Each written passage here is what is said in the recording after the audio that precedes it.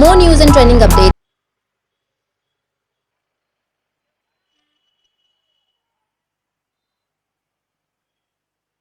આજ રોજ અમારી ઘરે લગ્ન પ્રસંગ હોય, અમારે કૌટુંબિક બાબતે મંદુક ચાલતું હોય અનિલ રાઠોડ સાથે, તો તેને અગાઉ કરેલી ફરિયાદનો ખાર રાખી આજ રોજ અમારી ઘરે પ્રસંગો હોય એ બગડે, સારો ન થાય એના માટે ફરિયાદ પાછી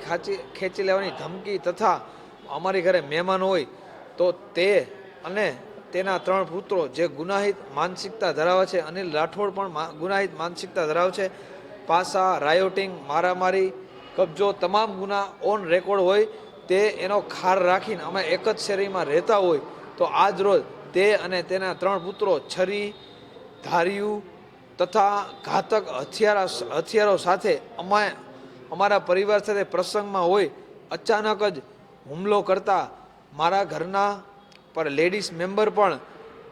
બહેનો, ભાભી અને બધાને છરી વડે, જેઓના હાથમાં છરીના નિશાન પણ છે, ઈર્ષા અને ખાર રાખી પ્રસંગ બગાડવા માટે તે અને તેના 3 પુત્રો ઘાતક હથિયારો સાથે તૂટી પડ્યા. પ્રકારે કાયમી માટે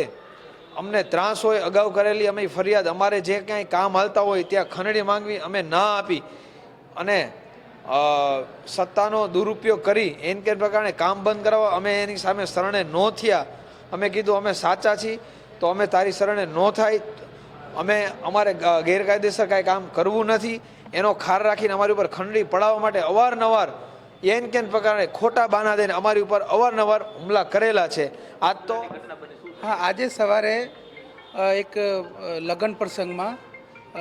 જે ભાઈ અનિલ રાઠોડ ભાઈ છે એ લોકોએ ક્યાંક બબાલ કરી છે અને પોલીસને જાણ થતાં તાત્કાલિક સિચ્યુએશન કંટ્રોલમાં કરીને આરોપીને લઈ આવ્યા છે અને ફરિયાદ લેવાની તજવીજ ચાલુ છે હાલ.